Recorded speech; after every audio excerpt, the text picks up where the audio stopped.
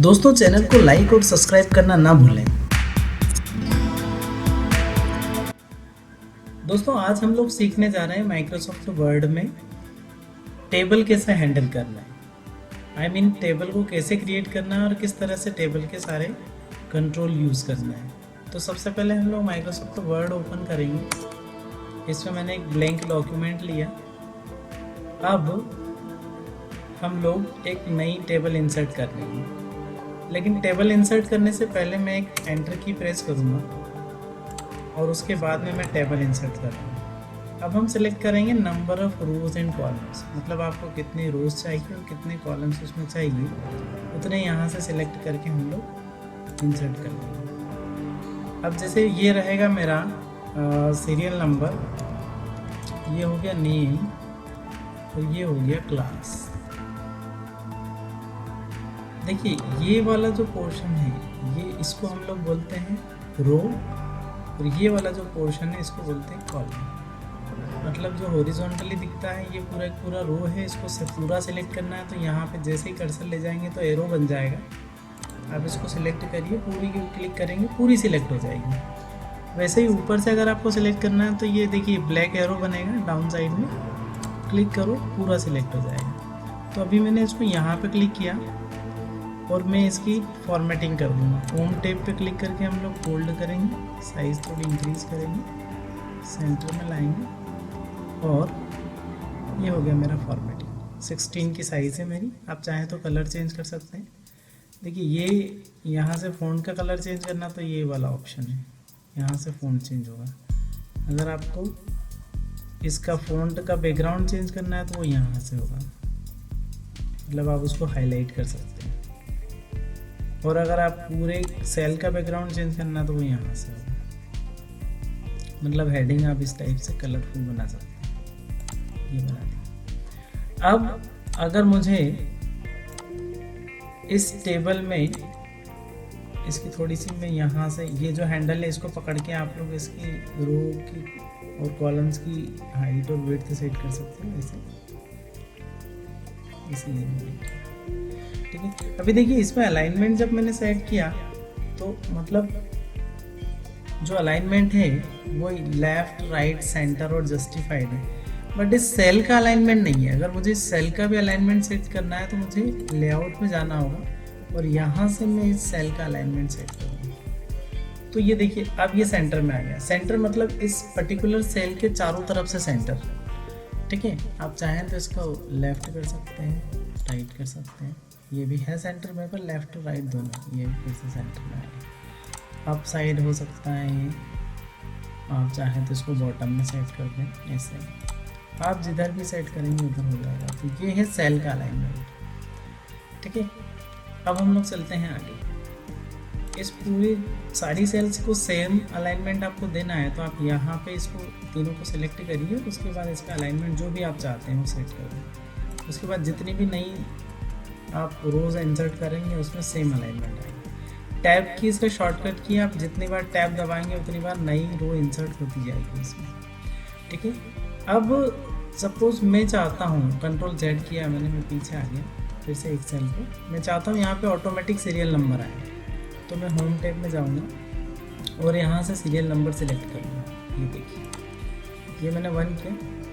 अभी मुझे इसको रिसाइज़ करना है तो यहाँ से पकड़ के इस नोच को मैं इसको रिसाइज़ कर देता हूँ। सीरियल नंबर छोटा होगा, नेम थोड़ा बड़ा होगा, क्लास थोड़ी बड़ी होगी। क्लास को चाहें यहाँ से पकड़ के आप रिसाइज़ कर सकते हैं, हाँ यहाँ से भी कर सकते हैं।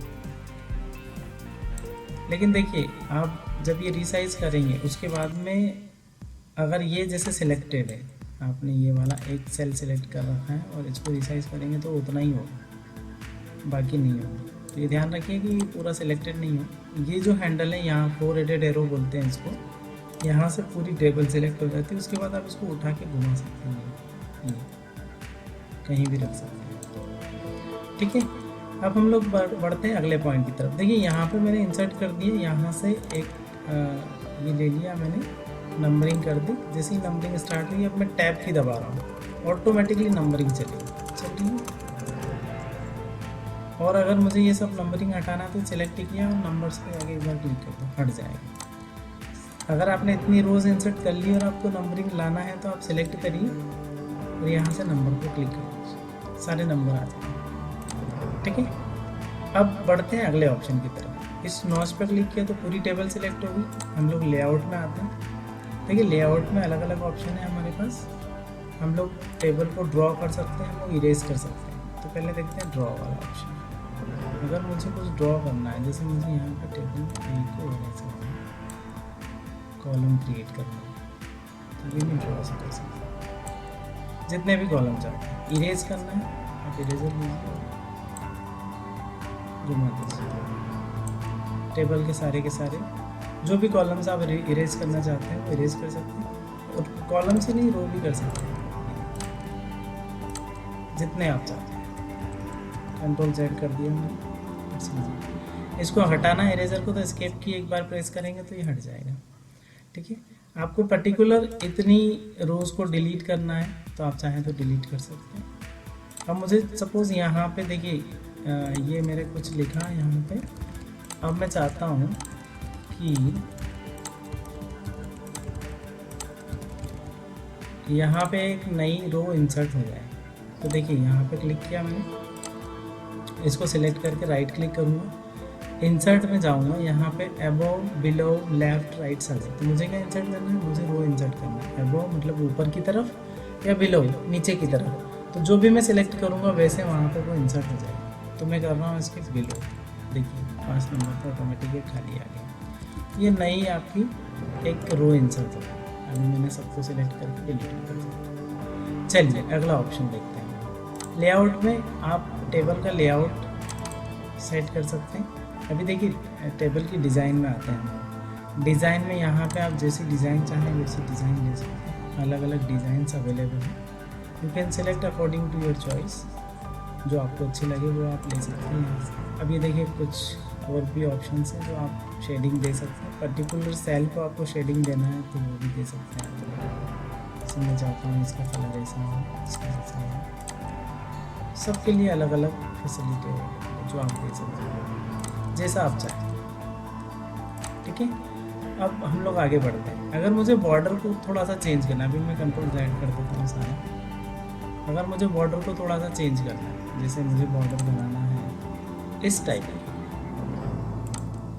और इतनी मोटी, तो मैं ये वाला सेलेक्ट करूँगा और उसके बाद जैसे ही बॉर्डर के ऊपर इसको घुमाऊँगा तो वो वैसी हो जाएगी जैसा डिज़ाइन मैंने सिलेक्ट किया है। देख रहे हैं, पूरी चेंज होगी। ये देखिए, यहाँ से पकड़ के अगर नीचे तक खींच दिया तो ये होगा, ये पूरी चीज। ठीक है, अब एस्केप किया, ये हट गया। अगर मुझे इस टेबल की बॉर्डर चाहिए ही नहीं तो मैं इसको सेलेक्ट करूँगा और मैं कर दूँगा बॉर्डर ऑप्शन में। देखिए सिर्फ ऊपर की तरफ, बॉटम में ही चाहिए आपको तो आ जाएगी, ऊपर की तरफ ही बॉर्डर चाहिए तो ऊपर ही आ जाएगी। देखिए एक बार करेंगे तो हट जाएगी, दूसरी बार करेंगे तो आ जाएगी। लेफ़्ट में चाहिए तो लेफ़्ट से हट गई। देखिए अगर आपको लेफ़्ट में नहीं चाहिए तो आप हटा दीजिए, चाहिए तो फिर से एक बार लेफ़्ट में आ जाएगी। आपको सिर्फ राइट में चाहिए, नो बॉर्डर करेंगे तो सारी बॉर्डर हट जाएगी। ऑल बॉर्डर्स मतलब सारी बॉर्डर आ जाएगी। सिर्फ आउटसाइड में बॉर्डर चाहिए तो ये सारी की सारी फैसिलिटीज़ यहाँ पे अवेलेबल हैं। आप चाहें जैसी बॉर्डर इसमें लगा सकते हैं। ठीक है, अब बढ़ते हैं हम लोग अगले ऑप्शन की तरफ। देखिए लेआउट में हम लोग जाएंगे तो टेबल के लेआउट में कई सारे ऑप्शन हैं। ड्रॉ और इरेज मैंने बता दिया। डिलीट से आप चाहें तो डिलीट सेल भी कर सकते हैं। टेबल मैंने सेल डिलीट करके बता दिया आपको। पूरा के पूरा रो आपको डिलीट करना है तो आप सिलेक्ट करो। कंट्रोल X भी करेंगे तो भी हट जाएगा, या आप सिलेक्ट करके डिलीट करते हैं। जैसे मैंने डिलीट कर रहा हूँ, मुझे क्या डिलीट करना है, रो, तो वो रो वहाँ से हट जाएगा।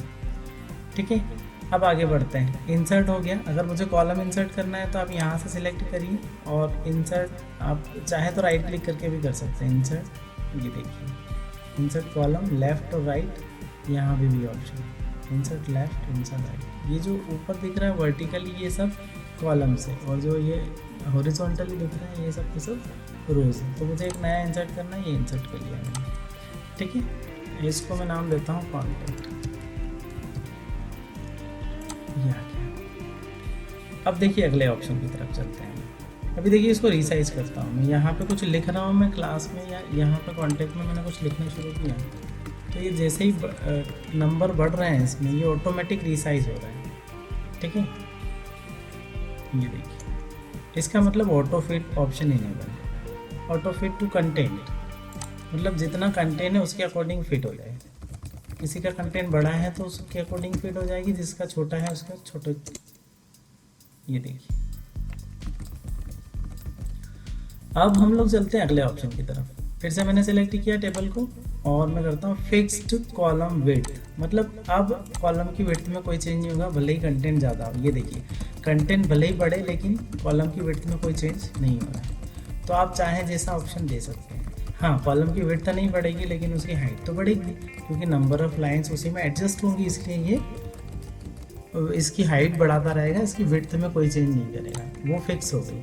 तो आपके पास अलग अलग ऑप्शन है, आप यूज़ कर सकते हैं। ऑटो फिट कंटेंट के अकॉर्डिंग फिट कर ले, विंडो के अकॉर्डिंग कर ले, पूरी विंडो के अकॉर्डिंग हो जाएगा, इस विंडो तक जाएगा जितना बड़ा है, और कॉलम विड्थ में कॉलम की विड्थ को फिक्स कर देगा वो। चलिए अगला ऑप्शन है यहाँ पे इसकी कॉलम की हाइट सेट करना है। जैसे मैंने ये सिलेक्ट किया, मैं चाहता हूँ कि इसकी हाइट फिक्स हो जाए, तो इसकी हाइट में चाहूँ तो बढ़ा सकता हूँ, चाहूँ तो कम कर सकता हूँ। अभी मैं इसकी विड्थ चेंज करना चाह रहा हूँ तो कर सकता हूँ। ये देखिए आप चाहें तो सारे कॉलम्स की विड्थ ऐसे सिलेक्ट करके कर सकते हैं। रोज़ का सिलेक्ट मत करना, अदरवाइज ये पूरा रो को श्रिंक कर देगा, ठीक है। अब अगले ऑप्शन की तरफ बढ़ते हैं। टेक्स्ट डायरेक्शन, देखिए अगर यहाँ पे हेडिंग ज़्यादा बड़ी हो रही है और कॉलम का कंटेंट बहुत छोटा है तो हम लोग क्या करेंगे, टेक्स्ट की डायरेक्शन को चेंज कर देंगे। ये देखिए ऐसे जिस भी डायरेक्शन में आप चाहते हैं, ठीक है। अब उसके बाद में चलते हैं इसकी प्रॉपर्टीज़ पे। सपोज मुझे ये जो हेडिंग है, मेरे जो टेबल है वो बहुत बड़ी है, तो ये हेडिंग मैं हर पेज पे रिपीट करना चाहता हूँ। तो यहाँ पर एक ऑप्शन है रिपीट हेडर रोज। तो हम लोग इस एक नई टेबल इंसर्ट करते हैं, इसमें 4 कॉलम रखते हैं, सीरियल नंबर, नेम, क्लास और कॉन्टैक्ट।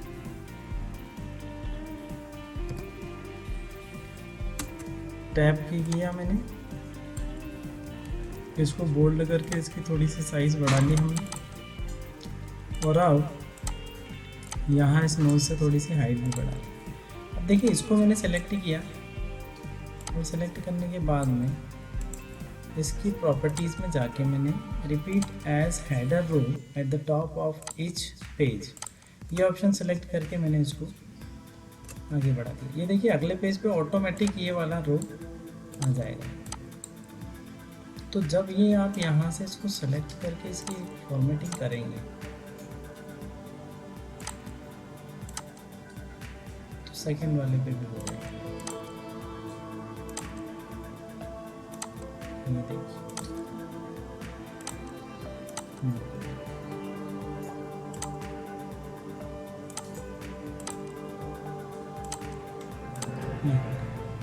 तो जब हमारे पास टेबल लंबी हो और हम चाहते हैं कि हर पेज पे कॉलम की हेडिंग आ जाए, तो हम लोग ये वाली प्रोसेस करके हर कॉलम पे हेडिंग को ला सकते हैं। अब हम लोग देखते हैं अगला ऑप्शन। अगला ऑप्शन में जैसे मुझे इस टेबल के अंदर ही, यहाँ पे मुझे इस टेबल के अंदर ही टैब चलाना है। जनरली हम टैब की प्रेस करते हैं तो वो दूसरे कॉलम में स्विच हो जाता है, लेकिन अगर आपको इसके अंदर ही चलाना है तो कंट्रोल के साथ में आप टैब चलाइए तो वो अंदर ही चलेगा। ये देखिए उससे बाहर नहीं जाएगा। कंट्रोल के साथ टैब दबाने से सेल के अंदर ही वो टैब की वर्क करेगी, अदरवाइज वो टैब की जंप करके दूसरे कॉलम में स्विच हो जाएगी। ये देखिए, तो ये एक ऑप्शन आपको ध्यान रखना पड़ेगा। अगर आप रोज और कॉलम्स को मर्ज करना चाहते हैं तो आप उनको सेलेक्ट करिए और उसके बाद इस पर राइट क्लिक करके हम लोग मर्ज सेल ऑप्शन सेलेक्ट करेंगे। जैसे ही आप ये ऑप्शन सेलेक्ट करेंगे वो उतनी रोज और कॉलम जो भी आपने सेलेक्ट किया है वो मर्ज हो जाएगा। देखिए यहाँ पर ये पूरा मर्ज हो गया। अगर मैं इसको फिर से स्प्लिट करना चाहता हूँ तो मुझे राइट क्लिक करना होगा और यहाँ पे ऑप्शन आएगा स्प्लिट सेल्स। तो देखिए यहाँ पे स्प्लिट कितनी करनी है। अगर मुझे यहाँ पे सेम वैसा ही बनाना है तो मैं इसको 2 भागों में डिवाइड कर दूँ। नंबर ऑफ रोज कितनी ले लूँगा, 2। जैसे मैंने 3 सेलेक्ट कर लिया, 4 कर लिया, तो 4 कॉलम्स में ये डिवाइड हो गया। देखिए, राइट। तो आप चाहें तो इसको मर्ज कर सकते हैं। मैंने एक स्पेस ऊपर इसलिए छुड़वाया था, एक एंटर इसलिए किया था ताकि आप जब कुछ हेडिंग वगैरह डालना चाहें तो आपको ज़्यादा प्रॉब्लम ना हो। ये देखिए,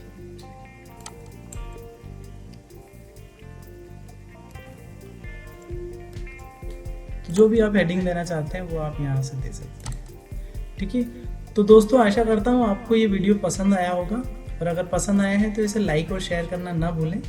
थैंक यू, मिलते हैं अगले वीडियो में।